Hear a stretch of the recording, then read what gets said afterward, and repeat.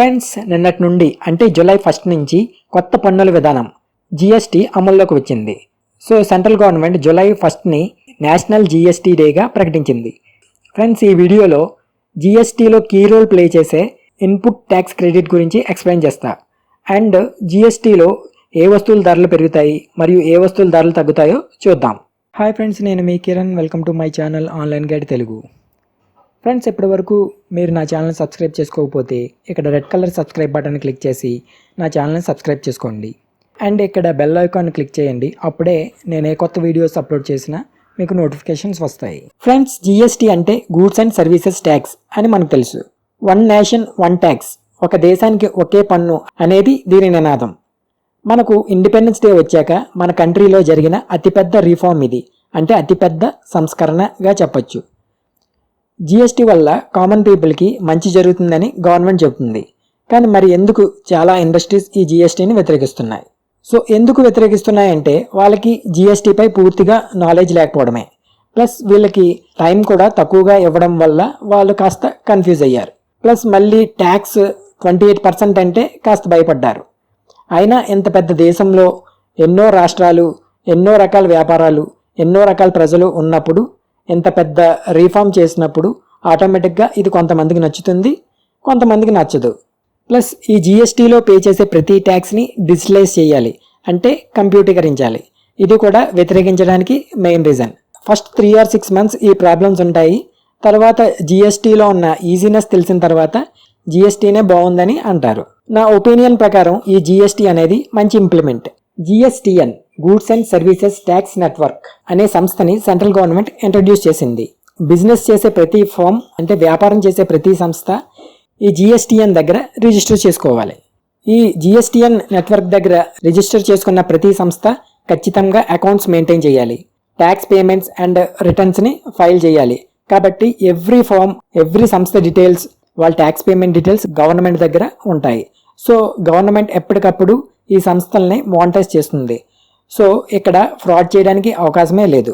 So ఈ tax pay చేయడంలో మోసాలు తగ్గుతాయి. కాబట్టి గవర్నమెంట్కి కూడా ట్యాక్సుల ద్వారా ఇన్కమ్ పెరుగుతుంది. సో ఈ ఇన్కమ్ని గవర్నమెంట్ పీపుల్ వెల్ఫేర్ స్కీమ్స్లో యూజ్ చేయొచ్చు, అంటే ప్రజా సంక్షేమ కార్యక్రమాల్లో యూజ్ చేయడానికి అవకాశం ఏర్పడుతుంది. ఈ జీఎస్టీ వల్ల చెక్ పాయింట్ సిస్టమ్ కూడా పూర్తిగా పోయింది. అంటే దేశానికి ఒకే పన్ను ఉండడం వల్ల ఏదో ఒక ప్లేస్లో గూడ్స్ని చెక్ చేస్తే సరిపోతుంది. దానివల్ల సరుకు త్వరగా సప్లై అవుతుంది. ఫ్రెండ్స్, నేను ఆల్రెడీ జీఎస్టీపై ఒక వీడియో చేశాను. దానిలో చిన్న మిస్టేక్ చెప్పాను. సో మరలా నేను old tax system, present GST tax system గురించి కంప్లీట్గా ఎక్స్ప్లెయిన్ చేస్తాను. ఫ్రెండ్స్, మన దేశంలో 2 types ఆఫ్ ట్యాక్సెస్ ఉంటాయి. ఒకటి direct taxes, 2 indirect taxes. Direct taxes అంటే ఇన్కమ్ ట్యాక్స్, ప్రాపర్టీ ట్యాక్స్, ఇవన్నీ డైరెక్ట్ ట్యాక్సెస్లోకి వస్తాయి. సో ఇండివిజువల్స్ పే చేసే వాటిని ఇన్కమ్ ట్యాక్స్ అంటారు. లేకపోతే ప్రాపర్టీస్, మనకున్న ప్రాపర్టీస్ మీద పే చేసే ట్యాక్స్ని ప్రాపర్టీ ట్యాక్స్ అంటారు. ఇవన్నీ డైరెక్ట్ ట్యాక్స్ కింద వస్తాయి. నెక్స్ట్ ఇండైరెక్ట్ ట్యాక్సెస్ అంటే పరోక్ష పన్నులు, అంటే వస్తు సేవల మీద వేసే పన్నుల్ని ఇండైరెక్ట్ ట్యాక్సెస్ అంటారు. ఇంతకుముందు ఓల్డ్ ట్యాక్స్ సిస్టంలో సెంట్రల్ ట్యాక్సెస్, స్టేట్ ట్యాక్సెస్ అని 2 types ఉండేవి. సెంట్రల్ ట్యాక్సెస్లో ఎక్సైజ్ డ్యూటీ, కస్టమ్ డ్యూటీ వస్తాయి. స్టేట్ ట్యాక్సెస్లో VAT or sales tax, entertainment tax, lottery tax, purchase tax, luxury tax, state cess, ఇలాంటివన్నీ స్టేట్ ట్యాక్సెస్లోకి వస్తాయి. సో ఇప్పుడు ఇవన్నీ మెర్జ్ చేసి జిఎస్టీ అని కొత్త సిస్టమ్ తీసుకొచ్చారు. అంటే మనకి ఒకే ఒక ట్యాక్స్ మాత్రమే ఉంటుంది, అదే జిఎస్టీ. ఇప్పుడు జిఎస్టీ సిస్టమ్కి మరియు ఓల్డ్ ట్యాక్స్ సిస్టమ్కి డిఫరెన్సెస్ చూద్దాం. ఈ జిఎస్టీ సిస్టంలో main advantage input tax credit.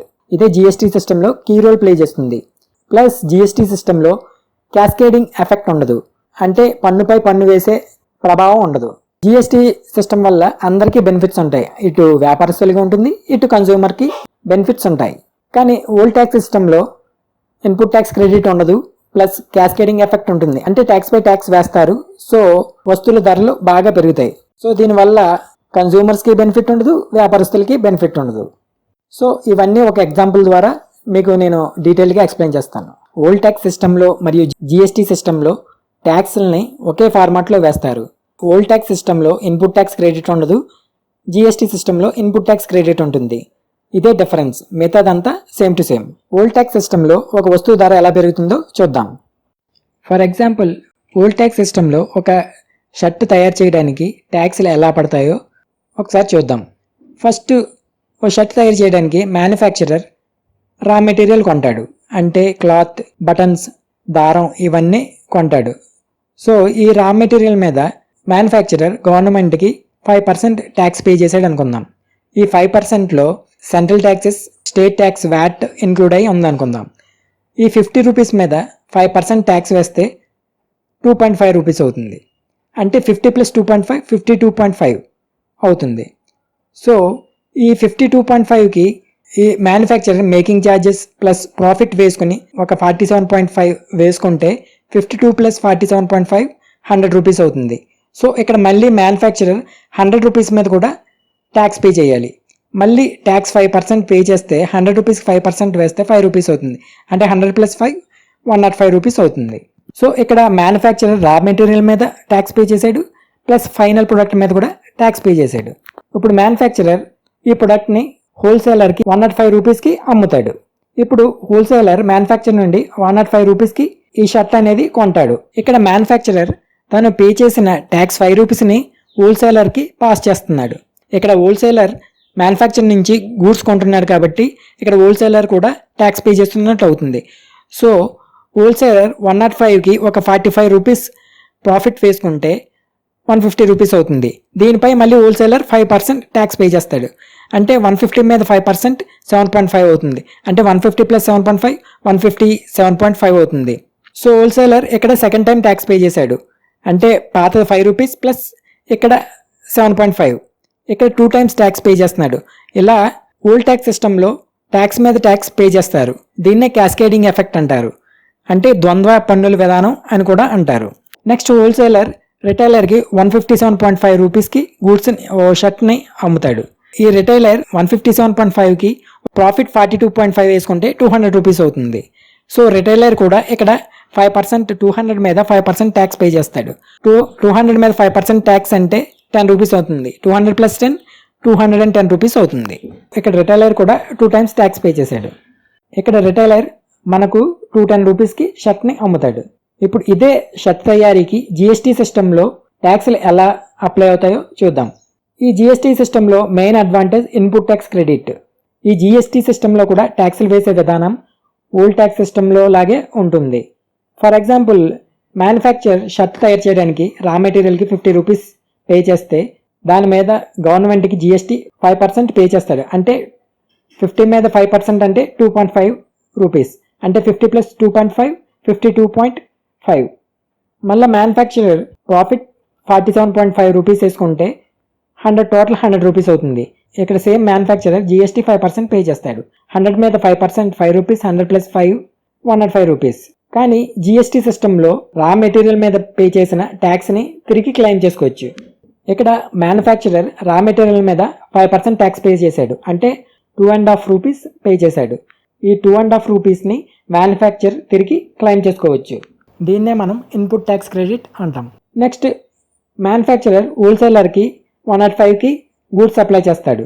ఇక్కడ హోల్సేలర్ మళ్ళీ ప్రాఫిట్ 45 వేసుకుంటే 105 + 45 150 అవుతుంది.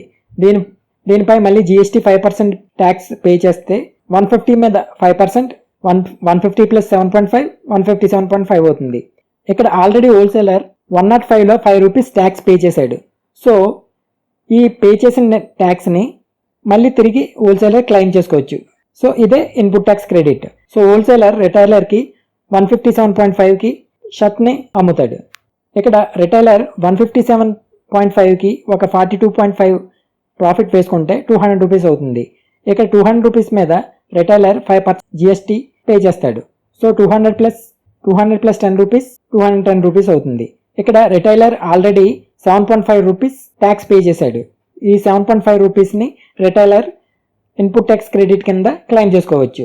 ఈ కన్సూమర్కి వచ్చేటప్పటికి ఓల్డ్ ట్యాక్స్ సిస్టంలో 210 రూపీస్ అయ్యింది. ఈ జిఎస్టీ సిస్టంలో ఈ ఇన్పుట్ ట్యాక్స్ క్రెడిట్ క్లెయిమ్ చేయగా మిగిలినది కన్సూమర్కి వస్తుంది. అంటే 210 మైనస్, అంటే ఇక్కడ మ్యానుఫ్యాక్చర్ క్లెయిమ్ చేసుకున్న 2.5 ప్లస్ హోల్సేలర్ క్లెయిమ్ చేసుకున్న 5 రూపీస్, రిటైలర్ క్లెయిమ్ చేసుకున్న 7.5 తీసివేస్తే మనకి 195 రూపీస్ పడుతుంది. సో ఇక్కడ కన్సూమర్కి 15 రూపీస్ బెనిఫిట్ వచ్చింది. సో ఈ జిఎస్టీ సిస్టంలో ఇన్పుట్ ట్యాక్స్ క్రెడిట్ ఉండడం వల్ల ఇటు వ్యాపారస్తులకి ఇటు కన్సూమర్కి కూడా బెనిఫిట్ ఉంటుంది.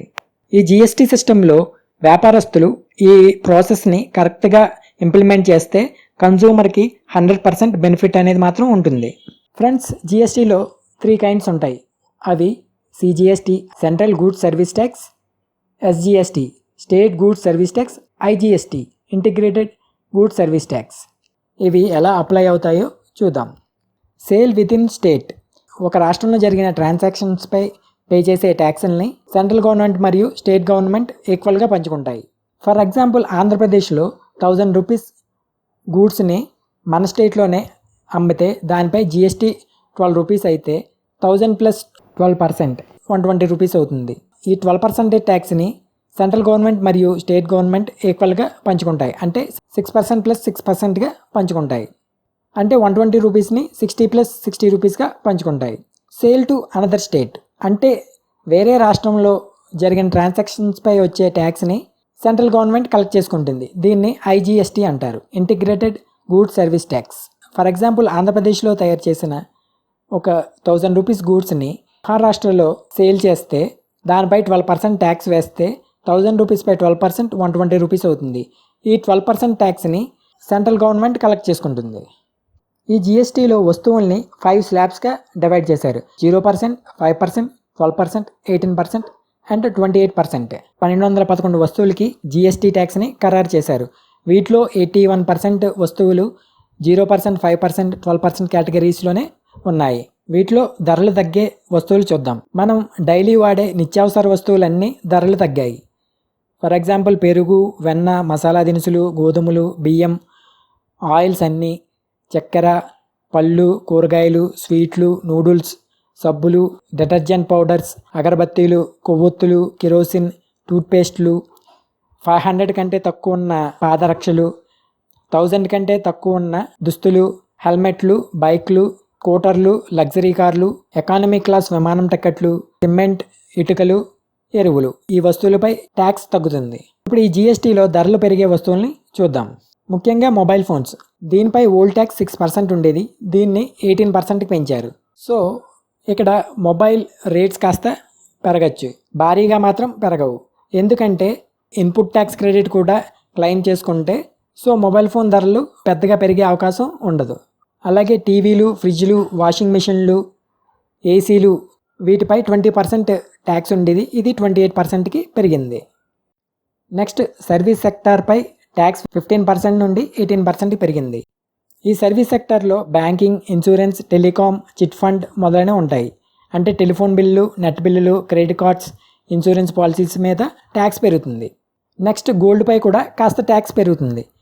ఓల్డ్ 12.4% ఉండేది, ఇది 14%కి పెరిగింది. సో బంగారంపై కాస్త ధరలు పెరుగుతాయి. Next, cinema tickets. 100 రూపీస్ పైన ఉండే సినిమా టికెట్కి 28 రూపీస్ ట్యాక్స్ వేస్తారు. Next, restaurants. నాన్ ఏసీ రెస్టారెంట్స్కి ట్యాక్స్ తక్కువ ఉంటుంది, ఏసీ రెస్టారెంట్స్కి 28% ట్యాక్స్ అప్లై చేస్తారు. సో ఇంకా ధరలు పెరిగే వస్తువులు పెర్ఫ్యూమ్స్, షాంపూలు, చాక్లెట్లు, ఐస్ క్రీమ్లు, సిగరెట్లు, పాన్ మసాలాలు, పొగాకు, లగ్జరీ వస్తువులు, కొరియర్ సర్వీసులు, ఏసీ మరియు first class train tickets, business class విమానం టికెట్లు పెరుగుతాయి. ఈ జిఎస్టీ యొక్క ఇంపాక్ట్ ఫస్ట్ 3 or 6 months మాత్రమే ఉంటుంది. తర్వాత దీన్ని సరిగా ఇంప్లిమెంట్ చేస్తే ట్యాక్స్ కేటగిరీని 28 నుండి 12% or 18%కి తీసుకువస్తే మన దేశ జీడిపి వృద్ధి చెందుతుంది. సో ట్యాక్స్లు తగ్గితే ఇన్ఫ్లేషన్ అంటే ద్రవ్యోల్బణం కూడా తగ్గుతుంది. సో మన దేశానికి ఫారెన్ ఇన్వెస్ట్మెంట్స్ కూడా ఎక్కువగా వస్తాయి. సో మన కంట్రీ వేగంగా డెవలప్ అవుతుంది. సో ఫ్రెండ్స్, ఇది జిఎస్టీ గురించి. This is Kiran. జై జిఎస్టీ, జై హింద్.